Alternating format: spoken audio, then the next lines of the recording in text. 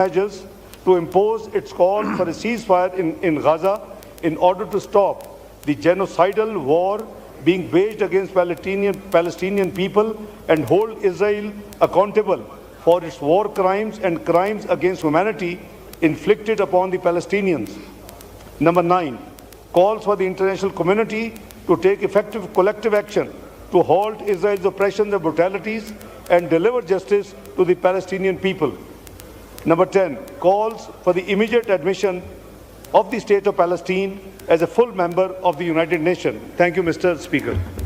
Now I put the resolution to the House. The question is that the resolution as moved be adopted.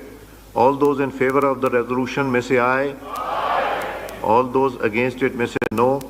I think ayes have it, and consequently the resolution is adopted unanimously. Honorable Prime Minister of Pakistan.